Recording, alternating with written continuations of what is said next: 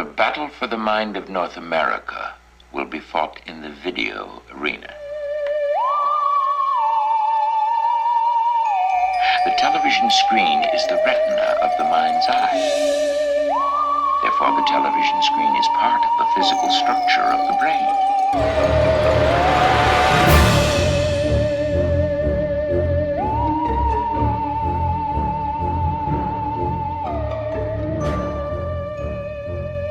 All right, welcome back to the Outer Reels this week. Sam is of course with me. Hello. Say hi. Say hi, Sam.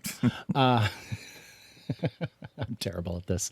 Yeah, this week is the Time Guardian, this little known Australian thing that I found that Sam had never heard of, which made me thrilled, especially, since it has a couple of names in it. I was excited about this for sure. Episode 12.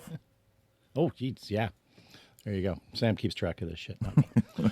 I'd never heard of this. I'd never seen it. The poster looks like something I would have not only rented but owned the first chance I got to as a kid on home video. And I was surprised about the cast. I don't really know what to think of this movie. I enjoyed this movie. I actually did. It's it's not terrible by a long shot. It's not good. It surprises me in a lot of ways, actually. How would you describe this? So let's say you're in an elevator and Mark Lester gets in the elevator. Who's Mark Lester? Mark Lester, he directed Class of 1984. Ah, okay. He also directed Class of 1999. But most importantly, He directed Commando. There you go. So Mark Lester gets in, steel drums start clanging. I was going to say, what is with the fascination of the steel drums? I mean, I got to admit, it's a pretty unique score in Commando. But so this movie, let's just take the Terminator and mash it with Crocodile Dundee. It's a pretty good pitch, honestly. Yeah. And instead of an Australian in New York, you've got Canadian, as it turns out. Yes. Well, I guess I've been living in Australia for a while because I was like, what is that accent? But he's just like, I think he's just, grew up Canadian and then moved to Australia probably in his teens, I think I read. Maybe it was his early 20s. Yeah, that's a strange thing. I mean, sorry to cut off your pitch here, but no. So the main character is Tom Burlinson. He plays the character Ballard. Yeah. So Aussie me knows him from Man from Snowy River and Firelap, which Australia were just all about horse movies. Right. And but he was born in Toronto, which I was like, what? And then he lived in England for a little bit as a kid and then ended up in Australia. And I had no idea. I just thought he was an Aussie dude. Well, that's what I thought. I thought he was an Aussie who was trying to do an American accent. Yes. And it wasn't quite working. Me too. And as it turns out, no, that's probably just how he talks half the time. Yeah, and, I could sympathize a little because he has this broken, messed up accent. Yeah, which you do. My wife definitely does. Right. It's, it happens when you've been living for a long time in the same place. I mean, I spent a while in the UK and, the odd word would come out funny to me every now and then. I go, whoa, where'd that come from? Yeah, it's easy to conform when you're surrounded by it, for sure. So back to your pitch. You've already told Mark Lester how much you love James Horner's steel drums. And now you guys are down to business because you've only got 2 floors left. What is the Time Guardian about? All right, so we have a city in the future. It's trying to escape these robots, mutants, people, whatever they are. From destroying them. It's the last human city, I guess, and it's coming back in time. Yeah, so they send a couple of people ahead. They send Ballard and they send Princess Leia. It's a pretty high concept idea for a movie. A time-traveling city. Yeah, meanwhile, you got Dean Stockwell riding high off of... Quantum Leap. Quantum Leap, thank you.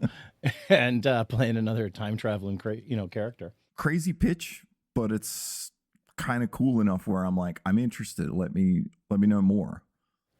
Yeah, and the sort of evil robot design's kind of cool. I don't know. I mean, they got glowing eyes and stuff. They shoot about as well as stormtroopers. I have a note of when they're attacking the city at the beginning. It's also a pretty low-tech, high-tech city.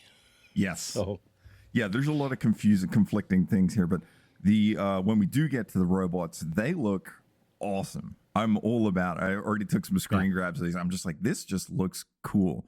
and it doesn't look like any Australian movie I'd ever seen before. Straight out of the gate, we get a prologue, which is your favorite thing, which is always nice. I love prologues.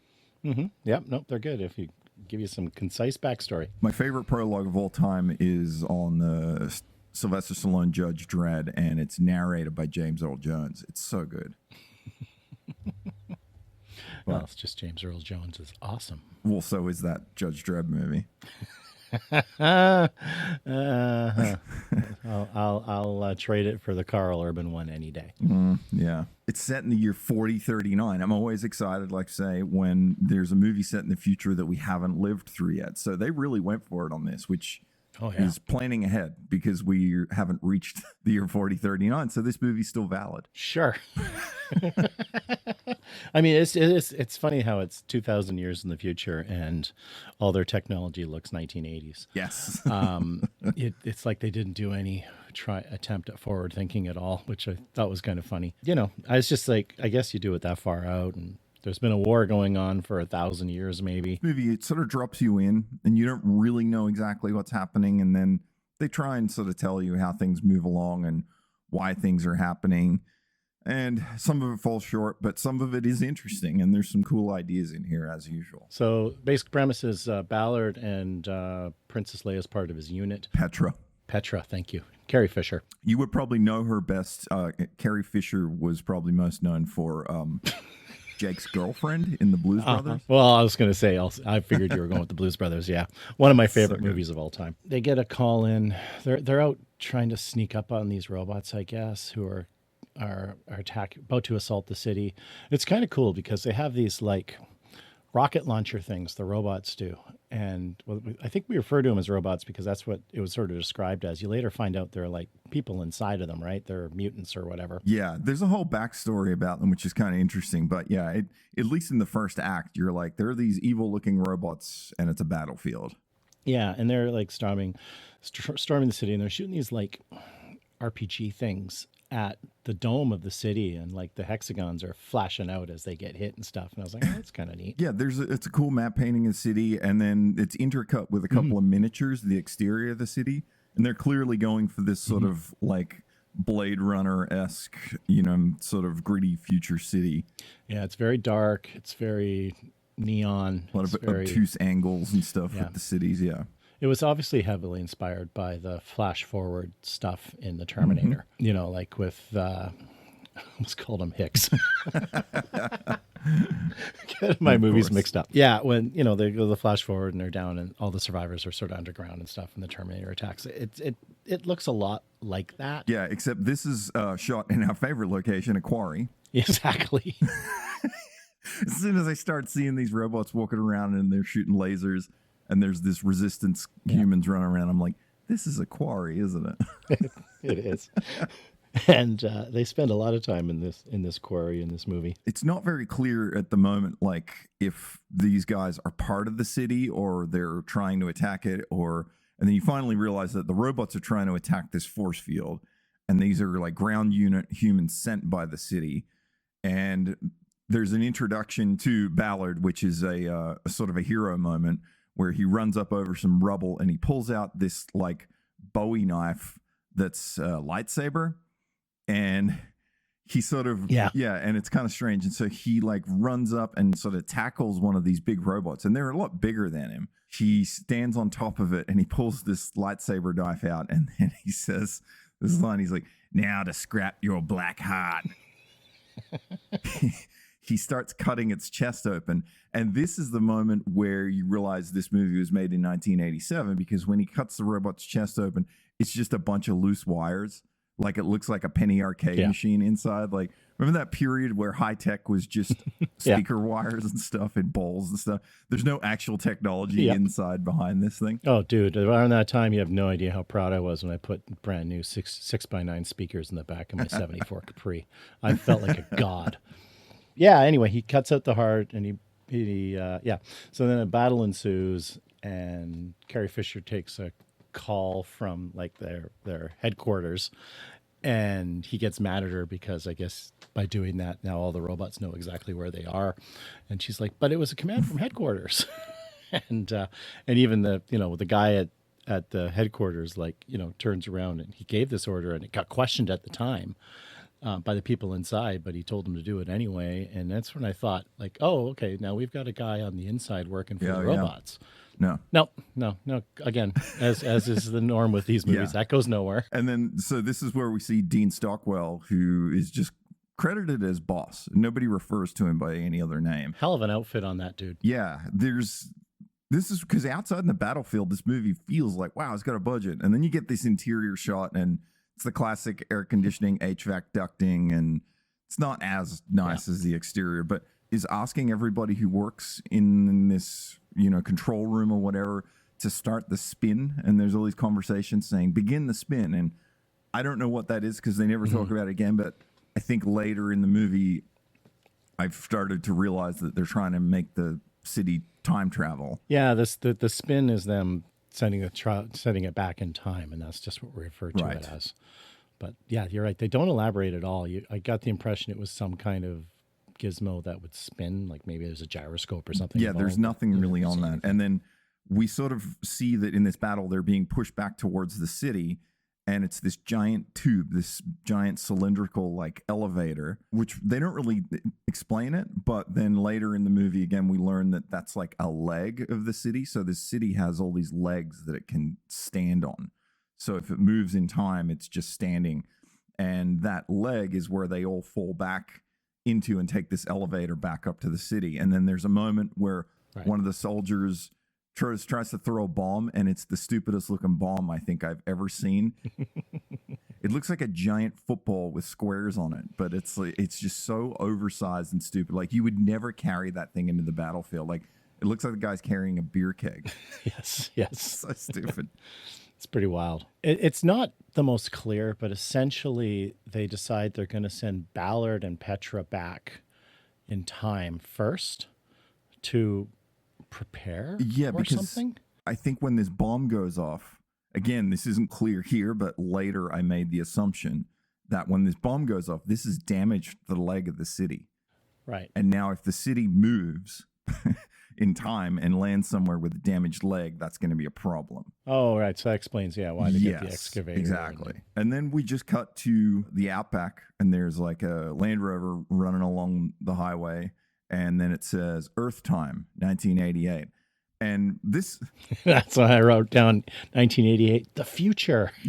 Because this is, 86, I think? 87? So, 87 it came out. So, they're shooting in 86. Yeah. So, I had to laugh here because this whole opening scene, this Terminator-style battle scene with the map paintings and that hexagon grid and all this stuff, I was like, this is a pretty big-looking movie for any Aussie movie I've ever seen. And then when it drops that Earth Time 1988, I was like, oh, so the rest of the movie's just going to be set here in the outback, and then they've blown their load with their money up front, which is to some extent what happens. Mostly, we still they flash back a few times, We go back more than I expected, which I was pleased with, actually. It didn't just happen.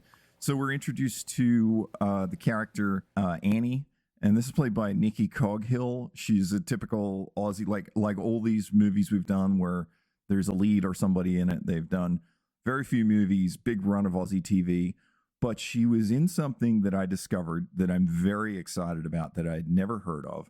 It's a movie from 1987 called Dark Age, and it's about a giant killer croc that has ties to Aboriginal spirits. I mean, that's my world. Giant croc movies are my absolute bread and butter. So I thought I'd seen them all, and this sounds really cool, actually. We might need to cover that then.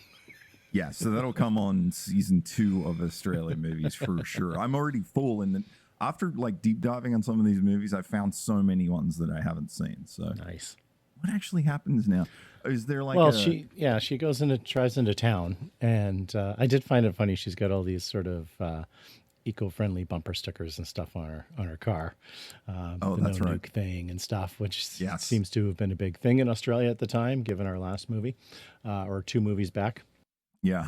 The chain reaction. True, yeah. Yeah, she drives in, and it appears to be a tiny little town that only has men in it, because they all take a look at her and they're just like, oh. Yeah. Like they've never seen a woman before. The town is called Midas, M-I-D-A-S. Oh, there you go. I didn't catch that. But so she goes in, and I think she gets some gas and stuff, and then the cop gives her a hard time for like no reason whatsoever. This cop is the weirdest character I think I've seen. Yeah. In all these movies, he's weirdly trigger happy and angry about everything, but you don't know why. Yeah, exactly. It's just he's weirdly hostile towards her. I guess because he thinks it makes him cool. I don't know. And then then she drives on. And there's an intercut sequence because, like I said, we do go back to the future quite more than I expected, but they're very short little, almost like interstitials that you would say. Like, then this is when we cut back to a little future moment, and boss is there, and there's like a ticker that's counting down, which presumably is years or what time period they're in. And there's some kind of malfunction. You don't know why or whatever, but I think this is more tied to the city having a damaged leg. And then Petra, she kind of gets confronted by Ballard about because he blames her for the robots finding them. Yes, that's right. This is actually one of the more interesting scenes is when he goes to his apartment. Mm-hmm. And he starts hacking away and tinkering with the heart that he got out of that one robot. And that's when he gets like, he discovers like a video replay of some kind from like, the heart. But it's like inverted colors meant to be look old. It's just like well, and it looks like the VHS tracking's all bad. And, and it's like, but that's where you realize that there is a person inside, and he's saying we're gonna kill them all or something like that. Like an AI in this computer that's analyzing the heart, and it's like reading information back to him. Mm-hmm. And the first thing it says, we all know they call themselves Jendiki. And that's what they give him the name of the robots. Yep. And then it says that they're apparently like us, meaning they're meant to be humans. And they're some kind of survivor of a neutron war, which is just some made up previous wars or something. And then it goes in to talk about that the Jendiki, after this war, buried themselves deep underground to try and survive maybe the fallout of the radiation. And then centuries of them living in darkness explains how their tolerance to normal light levels. So this is this weird front load thing to be like, they were humans and now they got mutated and they hide underground and they've evolved underground and now they're just not very useful above ground. So maybe that's why they have this armor. Yeah, to me, they're a bit of a ripoff of the Daleks from Doctor Who. Because the Daleks are like, they look like they're in, movable trash cans basically and stuff, but with plungers sticking out of them. But later on, you find out if you watch the show like I kind of have because I'm a nerd, that there's a whole alien race that have housed themselves inside these things because that's how they managed to survive, and it was because of a war that forced them to do this to themselves. So and they're like just about as powerful as like the Time Guardians. That's Doctor Who's civilization. Yeah, I didn't know. I never saw any of it. I know. I just don't do British stuff, man. I know, but it was like, but it's a very similar idea. And it's like Doctor Who also came up with. Like, have you ever watched Star Trek and the Borg? They're just the Cybermen from Doctor Who. It's exactly the same thing, and Doctor Who did it 20 years before. One more message comes out of the computer, and it simply says, "The Jendiki must survive and kill all humans in the city." We don't know why. I don't know. It seems like they can live underground for centuries, so why do they want the city if they can't live above ground anyways? Those beautiful people make them mad. Yeah. It's certainly something like that. Yeah.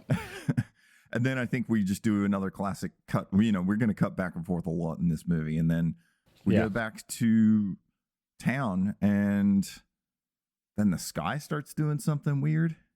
Yeah, I don't know. Some weird stuff happens, but that's because I guess the Jendiki are coming back with them, but with the city. But we haven't gotten to the point where Petra and Ballard have to basically go downstairs in the city and hook up with this Japanese guy who's going to send them back in time ahead of the city, so that they can get the repairs underway or prep the area for the city to land. This is strange. So I think Annie is still just hanging out at the gas station, and the clouds start moving. It's like this clear optical shot where they have the retime sky, and then they have a split, and everybody else is walking around at speed, and then everything just starts freezing. There's a couple of good practical gags here, like the hose freezes over and frosts over, and I think she has like a bottle of Coca-Cola. and it freezes. But the funniest gag is when you cut into the bathroom at the gas station and the cop is taking a leak and his piss freezes. Exactly. And then he comes out and of course he's got a stain all over his trousers and he's more embarrassed and more angry because he just assumes that she's done something. Yeah, and then he just starts shooting at things. Like he's shooting at the lights on the top of the gas station. Like super weird character, so out of place for some reason. Yeah, I have this note, are all Australian cops so eager to shoot? Yeah, this guy's pretty weird. And then there's a janitor who works at the gas station, and he says it's happening again. We should point out he's Aborigine, right? Yes, he is. Yeah, and so like maybe he's aware of something. I'm like, we don't know what is happening again. Yeah, she picks up a guy on the side of the road when she was driving into town. His name is Jake, and he's like an old prospector essentially, right? He's panning for gold and stuff, and he said there's nothing left there, so his car's dead. So she drives him into town. The cop is immediately angry to see the guy. Yeah. But he's the one who says to the janitor, like, it's happening again, isn't he? And the janitor's like, basically just says, shut up. That's right. He wouldn't talk, doesn't want to talk about it, doesn't want to acknowledge it. And then that's when you flash forward to, Annie is now out in our rock quarry, I guess, on the edge, sees some Aboriginal cave paintings, and there's one there that looks like the city. Yes. And so she draws it because this is, before cell phones. And then we go back to the city again, and now there's a discussion about a new leg being made or something in the city. Like, it's not very clear. And they're saying this is the 5th attack of these things. And I think you learn a little bit here about how every time they move the city, these Jendiki show up and try to destroy them. And at this point, I learned that, at least at this point, my assumption was the city just keeps moving in time, trying to survive, and wherever they go, this Jendiki show up and start a war with them. Right. It's like Battlestar Galactica. Sure. Except it's pre-Battlestar reboot. And not good. Yeah, but I mean, in the reboot, that's kind of the point, is everywhere they go, the Cylons just are chasing them, right?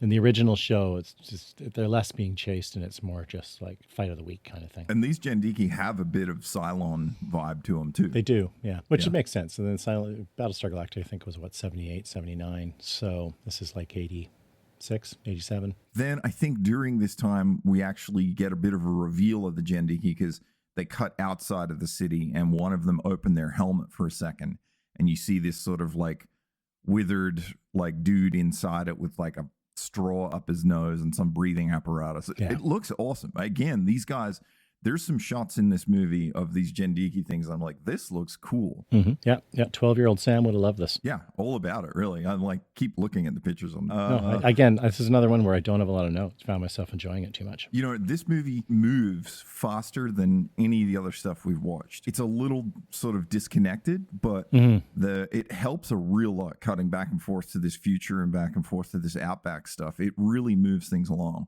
Yeah, and the story in itself moves along, and this is like the rare exception where I'd probably say they probably needed about another 10 to 15 minutes of the movie. Yeah. Just to flesh a few more things out. Close. I mean, again, this is another one of those ones that's like a brisk 90 minutes. To your point, I did find out some interesting trivia about the production, which we can get to at the end, but it'll probably answer your questions there. So then they have this meeting in the future, and Ballard just sort of says, hey, like, we need to destroy these Jendiki, like, which obviously has been the plan. And then there's a woman at the table, and she says, well, how do you do it? And Ballard is, this tough guy action hero, and he's like, we just go out and we shoot them all. And the woman's like, oh, that's such a classic man response. And do you remember the quote that Ballard replies with? No, I don't. He slams his hand on the table and he looks at her. He says, these aren't plumbers, Can't bribe your bathroom to be fixed overnight, lady. They live to fight. I was like, what is this? Yeah, but I mean, at this meeting, we should say there was like, essentially it's like you got your liberals and your conservatives, and the liberals were like, we don't need to destroy them. And the conservatives are all like, yeah, we have to destroy them. And it's just one of those situations where the enemy has to be destroyed because it's not going to stop until it destroys us. But you've always got the, the peace lovers there that don't want to do that. It's kind of a funny scene. You kind of see, and they have, if I remember right, they have kind of like color matching costumes, so you can know who's in which camp. Yeah, completely. Actually, yeah, it's very divided in that war room or whatever you call it. But it's also the only time they have any sort of conversation about or conflict amongst themselves about what they're doing. It's the only time. Yes, that's true. Yeah. Yeah, and then this is where we finally get to the, okay, all systems go. We're going to send team back to the next place we're going to travel to make sure that they can ready the area where the city's going to land. Right, and that's going to be Ballard and Petra. And Ballard is angry because he doesn't like Petra because he got, she screwed up and got his squad attacked early in the movie. But she is apparently the expert of 1980s. Or something. Yeah, so, he gets teamed up and they open this door and he's like, oh, her, and they're like, she's an expert on the 20th century. Convenient. And then they put them in some really odd outfits. And then I was like, what? But then I think they sort of lean on that. These are the time travel outfits that you need to wear. They go back, but then the Jendiki, however, are like gamed. I don't remember how it is that they know where they're going to. So they're able to travel back in time and go after these guys, right? Or do they show up just afterwards? I don't remember how that played out. Well, so they're about to travel, and then that's when we meet Sunhwa. He's just like, they walk into this room, and there's this giant energy beam, and then a samurai. This guy in like all this, like, but he works in the engineering room, but he dresses like a samurai. He like sort of pats him on the back. He's like, good luck or whatever. Yeah, who has a history with Ballard. Ballard used to hang out with him when he was a kid, I guess. And then they get shipped back to 1988. Feels a little bit like the Stargate traverse. Yeah. And it's something, but it's, it's not amazing. And then they just pop up in a little pond next to some Aborigines. Yeah, who don't at all seem that surprised to see them. And then we do learn they were kind of expecting them, I guess, or they know them somehow. But it's never clear about why. But this pond seems to be a gate on Earth in the year 1988 to travel through. But I don't know why they come there multiple times, or none of it's really... No, none of it's clear. You get the impression, like, for whatever reason, the Aboriginals have known for ages that these guys were coming. But I guess maybe they sent agents early on to prepare the way or something. I don't know.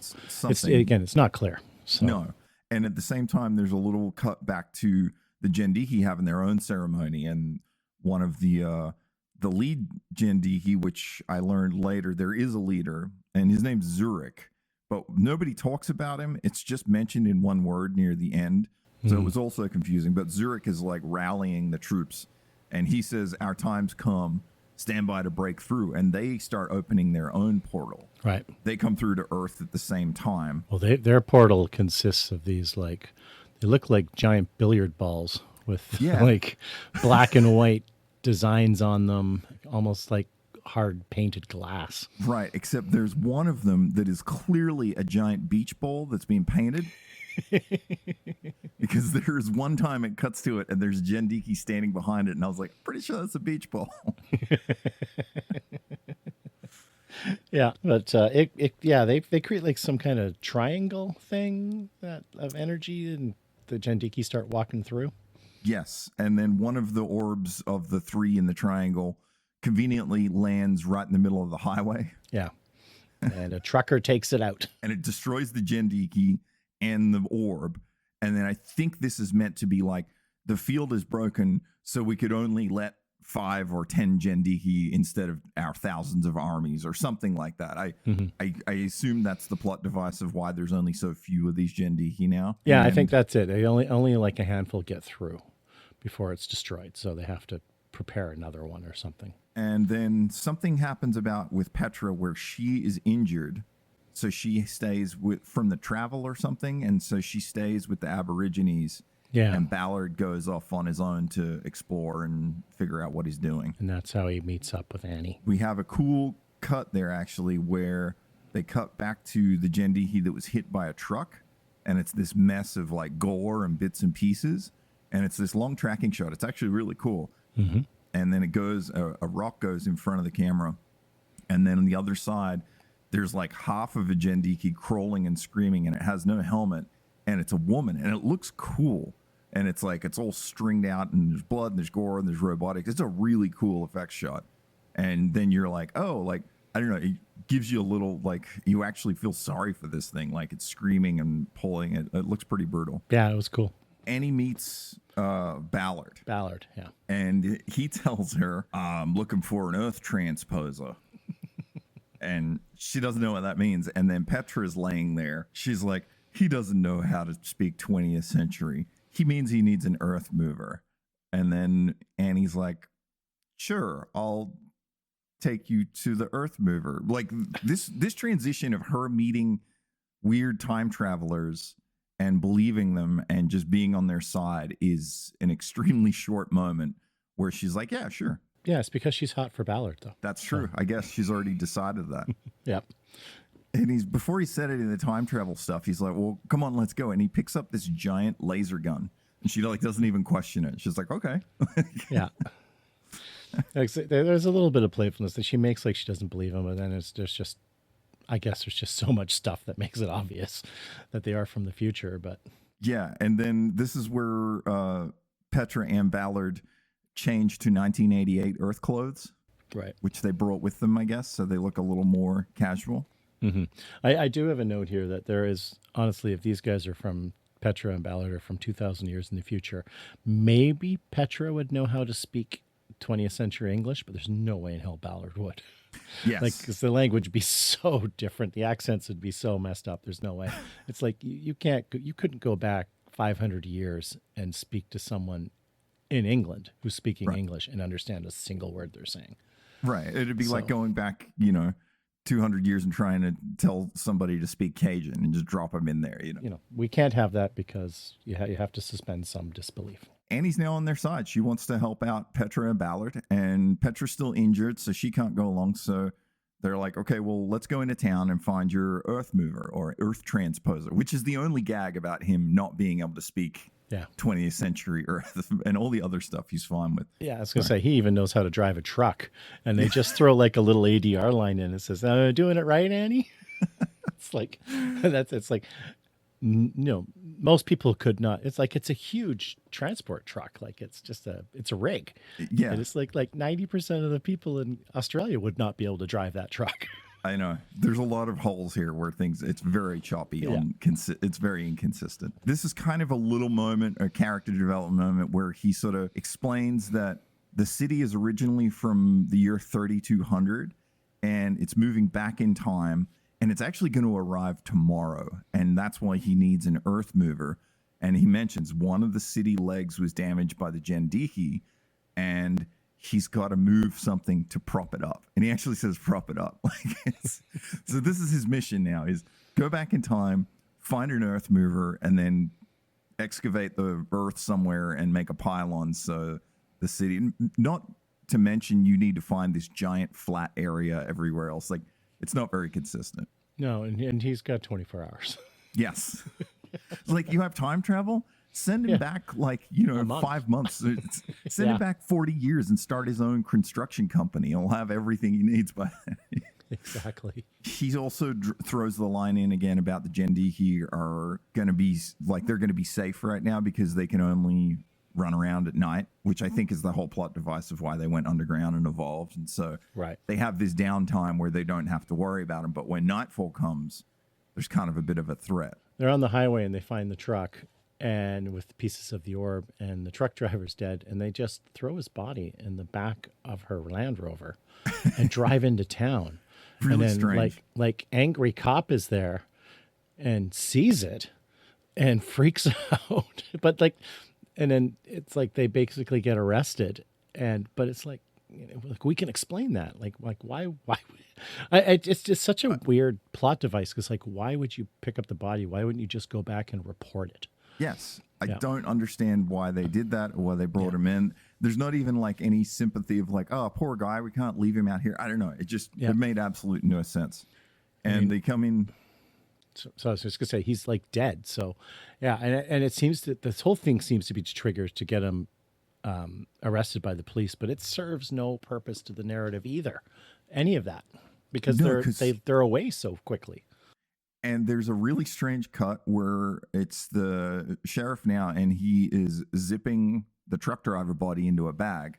And if you look at that bag, that is clearly a Macy's suit bag that they use. And it's just like zip. I'm like, okay, sure, that's a body bag, whatever you want to call it. And then they go into, now they're kind of arrested, and they go into the sheriff's office, and then the sheriff's like typing up a letter. And well, he's taking all their info, right? And he's typing it up, but then he ends it with, well, I got nothing to hold on to you. I don't understand that. It's like Ballard, remember. They have a body in the back of their truck. And remember, also, Ballard took the cop's gun and held him at gunpoint. Yes. And there's no reason. I thought maybe he got a call from some official and they figured out, hey, let him go. None of that happened. He just says, oh, we can't hold you on anything. I'm pretty sure you could hold him on a lot of stuff. Oh, right yeah, now. exactly.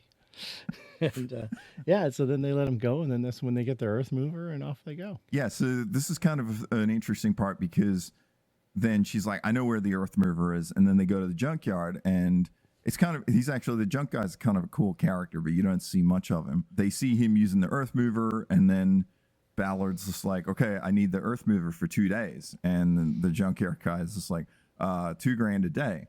And then Ballard says, how about I pay you in 2 days and let me take it? And then he says no. And then Annie shows up and's like, yeah, I can help you. And then he's like, okay. And she's like, do you take credit card? And then the junkyard guy's like, no. And then it cuts to the exterior of the front office of the junkyard, and the guy just flies through the window, like as if Ballard just threw him through the window. And that's how he gets the earth mover. But to your point about the Terminator at the beginning of the movie, in this scene inside the junkyard office, there's a TV playing, and I caught a little audio cue from there, and I was like, that sounds familiar. But the TV is like horribly blurred out, like, and I was like, wait a minute, like this is like a post effect here. What's going on? So somehow I did enough diving on this movie that I found out that that was actually Terminator 1 that was playing on the TV, and that's why I clued into the sound. Well, it would have to be Terminator 1. Terminator 2 wasn't out yet. Of course, yeah. Yeah, but I mean, funny. It wasn't awesome. Like Breakfast at Tiffany's or something, is what I'm saying. Yeah. That's hilarious. And that has to be an intentional. So, yeah. So it turns out that it was blurred out in some, quote, some copies of the movie because they couldn't get copyright. So this is obviously a re-release. We watched this on YouTube, to be clear. That was the only copy I could find of this movie. Mm-hmm. But somewhere there's probably a first release VHS that still has the Terminator clip. Somewhere out there, there's a version of this movie where the Terminator TV isn't blurred. Just whatever markets I figured they wouldn't get sued in. Okay, so I think it's at this point where gun crazy cop finds a shard of one of the Jandiki orbs, which is why he's inspecting the crash side of the semi truck where they found the body. Right, that's where he finds it. Yeah, yeah, and I find the actual prop kind of cool because it, like I said, I don't know, if it doesn't really look like glass. It almost looks like it's obsidian or something, and it's been painted. Cool. It's really smoothly. Yeah, it's very kind of cool done, with black with these white sort of lines on it and stuff, like circuitry lines almost. Yeah, except they're big, white, and thick. Yeah. Yeah. So anyway, it opens up a portal to the Jandiki. Does he stick his hand through? I guess, or is he? Yeah. He just reaches. He sees like it's like weird green, and then he puts his arm in there. Yeah, and he pulls out a gun, like a weird gun, and then doesn't like another hand come through and grab him, yes, and pull him in part way, and then it closes, and he basically explodes. It's really weird. I don't know why that happened or what, but then later the other sheriff shows up to the office, and it's just painted in red mist. Well, like, he's asking the other guy, the other cop that's there. It's like, where is he? And he's like, who's just like washing the car? Yeah. And he's like, oh, I don't know. I haven't seen him all day. I don't know the purpose of this exploding him through a portal for some reason. It's a cool gag, but I really never understood. Yeah. So we've established that there's cops at the semi crash where where Ballard and Annie found the body. We go back and the quarry is just happening now. There's the loader there and Ballard's moving rocks. And then, everyone's working. And then Annie's hanging out with Petra. And Petra's telling Annie about Ballard because she obviously recognizes there's something going on there. And I should point out, like, Carrie Fisher is just, I swear, it's like Dean Stockwell. It's like they probably both brought him in. Say this movie had like a 4-week shoot. Carrie Fisher's on set for maybe 3 days, and Dean Stockwell's on for 2. Like, they just, she spends all her time basically under a canopy, in the desert trying to get better, and her armband is healing her. But that's when she takes the armband off at this point and gives it to Annie, right? Annie puts it on to try and keep her safe or something. Yeah, it's not very clear how these armbands work, but it's clear that Petra is really wingman and Ballard hard here. Like she's throwing down to Annie about how great Ballard is.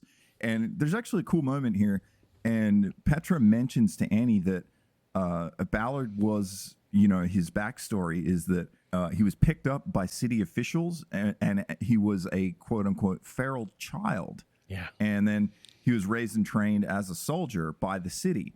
What was cool about that I thought was neat. And so this is directed by Brian Hannett, who, as we said, hadn't done much, but he was first AD on Road Warrior and a second unit director, but he was also a screenwriter on Road Warrior. And Road Warrior has the feral child in it. So I was like, yes, it does. This is kind of cool. Like, because Road Warrior would be in the future of this movie. And so maybe Ballard was born as a feral child in Road Warrior, then picked up by a traveling city and came back. It's a pretty cool bit. It is. Have you heard the theory that, I can't remember we've talked about it on the show or not, but I've certainly talked to somebody about it. So there's this theory out there that the Tom Hardy Mad Max movie, Fury Road. Oh, he's the feral kid. He's the feral kid. He's not. He's not actually Max, which would explain his age, and also that he doesn't talk much too. Exactly, and he seems to be a different character, even though. And eventually, they what's your name, and he eventually just kind of pauses for a bit and then says Max. Right. So. There's that theory. Apparently someone asked George Miller that and he just told him to F off. I love it. So I love it. Basically said no. I love it when people read more into things. There's no better person than John Carpenter. Yeah. The amount of BS questions he gets and he just like flips people off. It's so good. So Petra's wingmanning goes pretty well because Annie invites Ballard to go skinny dipping. Yeah. So she's got the armband in there. Ballard's like busy moving stuff around. He's sweating. He's glistening in the sun. And he kind of walks up and says, "I'm going to go for a swim," and just basically takes her shirt off in front of him, drops her pants. And while he's just sort of standing there smiling at her, and then she hops in the water. And then, she's swimming and she goes under and comes up. And then it's a really badly ADR'd scene, but, which makes sense because you can't probably make people when they're in pools. God, I had a movie that was a nightmare. We had an entire scene where the lead guy is holding on to the lead girl, teaching her how to swim, and they're in the middle of the pool. And it's an indoor swimming pool. And it's like a community center size swimming pool, and they're in there by themselves in the middle of the pool. And the only thing we can use is a boom mic. And the entire scene, which is probably about 6 minutes on camera, had to be ADR'd. Oh God. Both leads do an ADR, and it was hours in there trying to get it right. But anyway, so it's not well ADR'd. It's very, sound very changes and stuff. And she's like, "Ballard," and then he's in there swimming, and then they get it on, and no champagne pop. Yeah, no. This scene is very similar to the Neon City magical grotto that they find out in the middle of the desert, the hexagonal grotto. It's very, because the pacing, you're just there, Michael Ironside's there, and then the chick shows up and it's all happening. It moves pretty quick, but what Annie says is she's just smitten for Ballard at this point, and she's just like, "I just want to be in your city. I want to go there," or whatever. I mean, she lives in this beautiful outback, and she wants to be in this piece of shit time traveling ghetto. Like, it's weird. We have no backstory of her whatsoever, right? Like, we literally know nothing of her except for what happens when she arrives at that town in that car. She never doesn't talk about any family, where she's from, anything.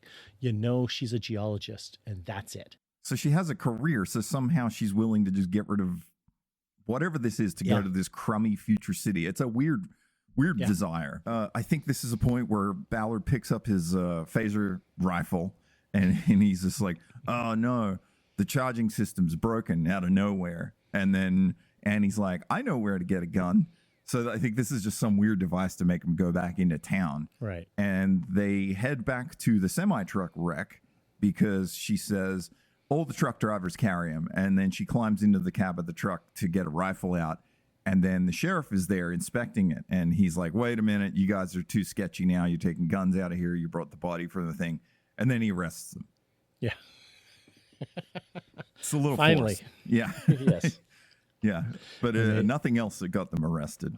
Yeah, and that's when they get back and they're going to strip search her, just because. Again, I don't think this town gets any women in it whatsoever. So they got them in separate cells. Ballard's not happy, and they're trying to take the armband off of her. It's like, take it off. It's like, she can't. And then it's like, eventually it says she doesn't know how to.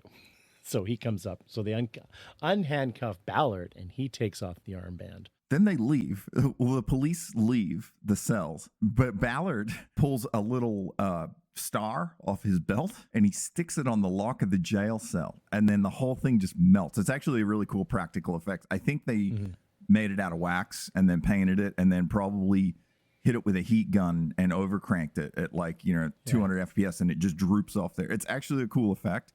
But it's just a weird way for him to escape the jail. I think they wanted to melt a lock for the movie, and then they came up with, well, why can't he just have a little star on his belt that he puts on the lock? Yeah, there's definitely some reverse engineering, not as much as you see in Death Cheaters, but there's definitely some reverse engineering gags in this movie. And this is when the movie really starts. And then there's just a giant drill that comes through the wall, and one of the Jendiki explodes into the police station. And I really feel like they come in from all angles, and then another Jendiki kicks the door into the police station. And I really feel like this is trying to be that scene in Terminator where Sarah Connor's hiding out at the police and the Terminator is like there, which is actually a really intense scene. This isn't, but these Jendiki are just like wrecking shop all through the police station. This is where I have the note that one just showed up just to trash the kitchen, because it's just storming around the kitchen, just smacking everything. Yeah, it's the break room at the police office, and it's like raging out in the kitchen in the snack room for some reason. Yeah. And the two of them get split up, and because she's out, and then Ballard backs himself back into a jail cell, and one of the Jendiki's walking towards, and another great visual effects gag is one of the Jendiki, because they have these claw hands, it puts its claw hand on the jail cell and like crushes the bars and twists it. Yeah. But it's really cool because that's a stop motion miniature. Again, a really cool gag. Like I just caught it because I was like, well, the frame rate looks weird here. And it's like total little miniature design just to crush that. Like there's some good effects in this, like proper of the time and of the year, some really cool practical stuff. Ballard has an Uzi that he pulled off the wall from the police station from a cabinet. But because he's not of the 20th century, he can't really work it right. Remember, he's trying to like rack it and it's trying to fire it. But it's not happening. And he's having a hard time with this Jendiki. And then we cut back to the kitchen. Annie is there. She somehow comes up with the idea to use the flash from her camera. And she flashes it. And it's like all stumbling. And so she's able to fight this thing with a camera flash. And he's able to not get his gun working. And it kind of, I guess, is a whole play on like they're sensitive to light and all this sort of stuff. Yeah. They escape the police station. And they head out, and they're driving along, and they're racing away, and there's a Jendiki in the middle of the road, and Annie's driving, right? Not Ballard. Yeah. And Annie's driving, and he's like, hit it. And so she plows at it and, knocks it. But it turns around and starts shooting at him because it's not really killed, and misses and blows up the gas station. You can't have a movie in 1987 without blowing up a gas station. No, not if you're going to show that gas station a few times. That thing has to go up. Yeah. Especially if it's one in the middle of nowhere. And yeah, it's definitely that classic pyro gag for the movie. And then we're back at the quarry, and the city is starting to materialize. You see it flashing. There's like a map painting, and it's pulsing. Yeah. And then we learn a bit more that the Jendiki just follow the city around wherever it appears and try and destroy it. So they're always in a battle, but it's not very clear. No, and they also never explained, like, what are the Jendiki going to do when the city's destroyed? Yeah. Like, they have no purpose after that. But that's the weird thing is, like, it says they've lived for centuries underground. So why not just, they're probably happy there. Why do they come and go through all this turmoil to get something that... Because it doesn't sound like the city are trying to kill the Jendiki if they're not attacking them. They're trying to run. No, exactly. And so the city's coming in, and I think this is a point where the Jendiki start coming back as well. Don't they start flooding through too? They get another portal up and running? They start coming through now. Yeah, and Petra suicides herself on a Jendiki. Yeah, and I'm just like, I've got a note here. Well, I've got two notes. One is the Jendiki shoot as well as stormtroopers, which I've already mentioned, Yeah. because they can't hit anything, and considering they're all supposed to be robots, it's really really terrible. And then Yes. the other one is Petra makes a really lame sacrifice. She It's does. like, yeah, because she takes out like what, two or three Jendiki with her sacrifice, and that's it. It is a huge waste of a soldier on two of these Yeah. things, which are supposedly thousands of them. It's very strange. And the city just unspectacularly just pops up. Now it's here, and there's soldiers coming out. Like, then there's some cool shots of the Jandiki with their helmets and all that stuff. This is where the movie really fails to me. Ballard goes inside the city, and he runs into the old samurai guy who's dying now. He's been injured somehow for some reason. We don't know why. Yeah. And he tells Ballard, remember your training. Remember the accelerator beam. Ballard goes on a one-on-one with this Jendiki, who we find out is named Zurich, and he's like the leader of all of them. And Ballard Right. just kind of wastes him with this laser cannon. Yeah, the laser cannon is what we get on the cover of the poster, by the way. Yes. On the front of the poster, it's pretty sweet. It is. But yeah, he takes him out, and that's when he yells like, "Stop fighting!" He leaves Zurich dead on the floor, and then he walks out into the battlefield on some giant cliff above the whole battle. Yeah. And he's holding this giant laser cannon, and that's, yeah. And then he yells, "Stop fighting!" And they all stop fighting. And So weird. yeah, because I've got this note like, Zurich is dead. That's all it takes. Yeah, and he just says to, like, he's like, your leader is dead. You can't fight. Your leader is dead. Yeah. And somehow that is enough to stop the multiple century old underground beings from fighting. Yeah. Because somehow he killed Zurich very easily. Yeah, but doesn't he also like yell "Stop fighting" and then like proceeds to start shooting everybody too? Yes, Like, because he follows it up. And then he says, you want power? And he's like yelling them. And then he says, you'll be trapped in it forever, all 500 years at once.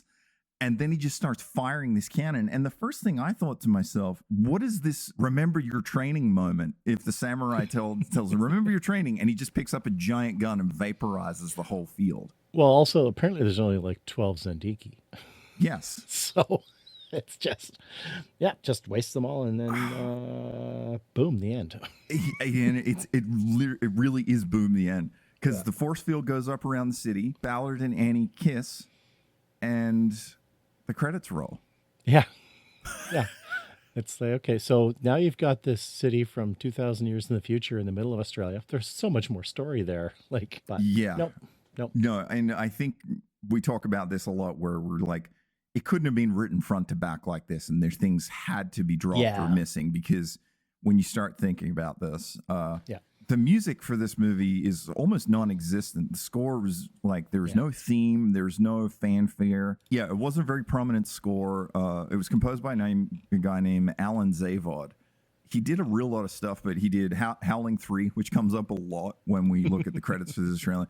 But the one that I thought was cool that he composed for was Communion in 1989. Yeah, I just saw that. It's like, That was a quirky ass movie too, so it sort of tracks with his music. but I don't think he was a composer on that. Looks like he was the Farlight Performance, so I guess he was in it.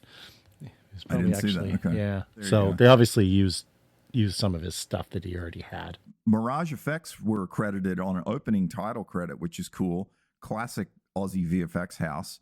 They're Nice. still around. We did work for them with Happy Feet and all sorts of stuff, but they've been Nice. long running.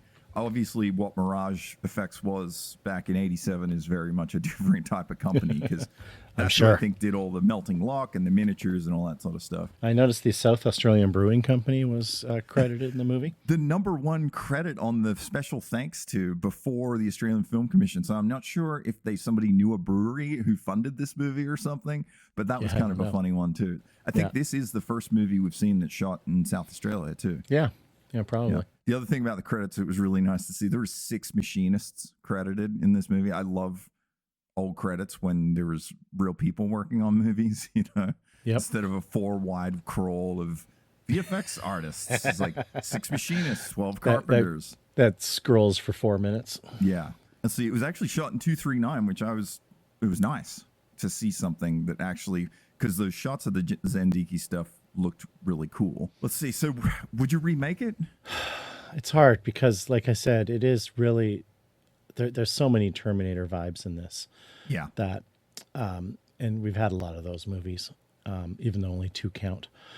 There's some kernels of ideas in here that are pretty good. I like the basic version of it. I like is a time traveling city and a nation, and they're all living in this city, and they're the last of humanity, and they're traveling through time trying to find a place where they can survive.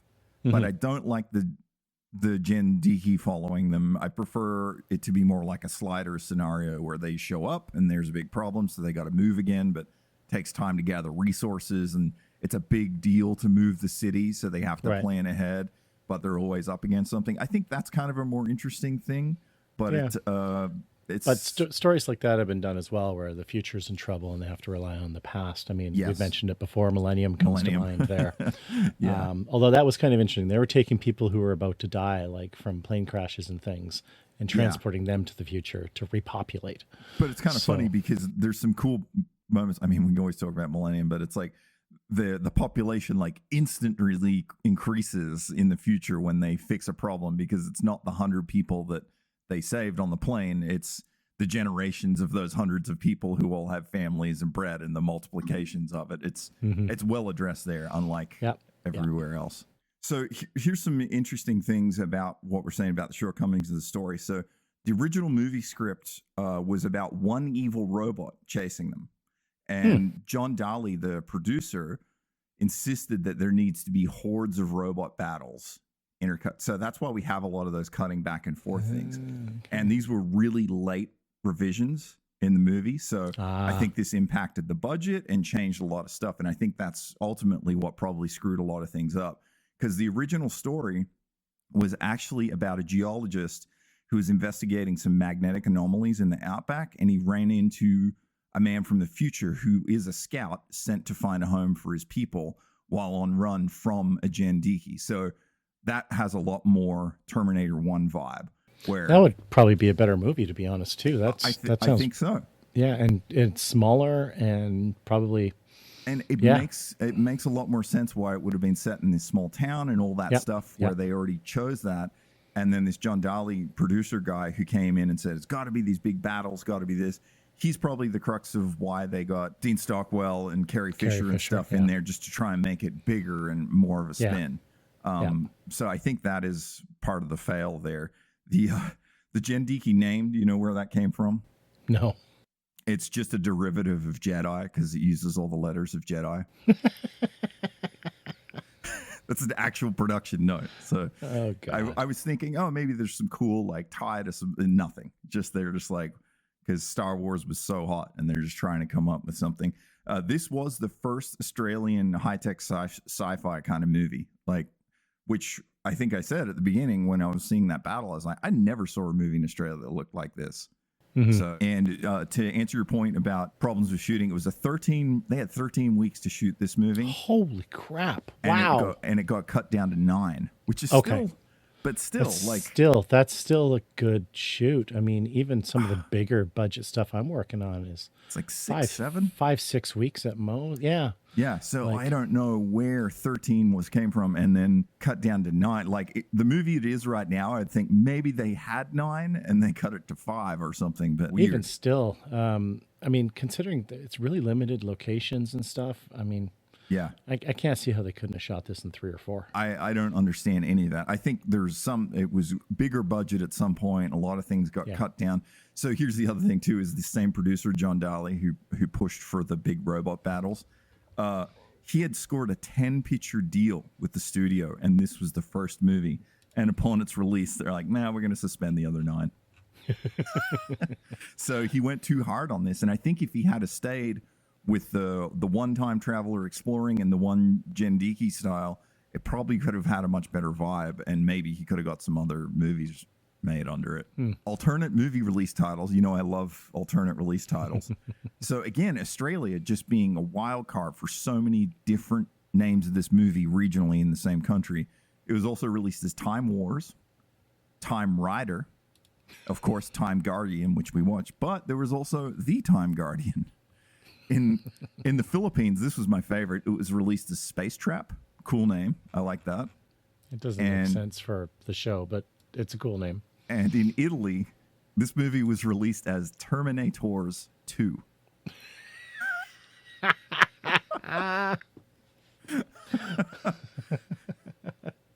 Oh, God, it makes you wonder if there's a Terminators 1 or if they're just they're just spinning on Terminator. Yeah. Yeah. Like how much did they try and rip off Terminator? I know, right. And again, I think that would have been the right movie to make. And this just would have been an Australian outback Terminator because it's time traveling. Two warring nations send one person back each, and they've got to fight for their survival. Yeah. Could have worked. Yeah. But again, I still enjoyed it. It was a fun movie. No, the robot design was pretty cool.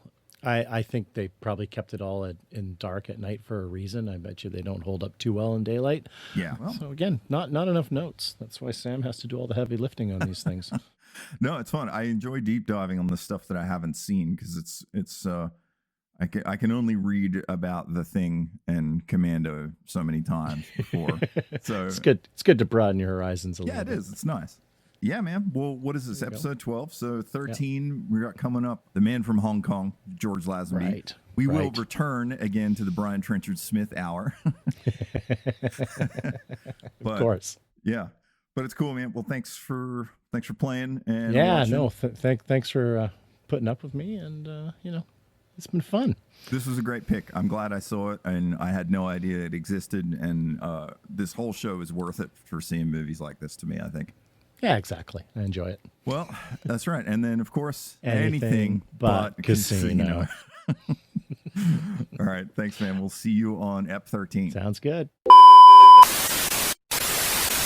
Therefore, whatever appears on the television screen emerges as raw experience for those who watch it.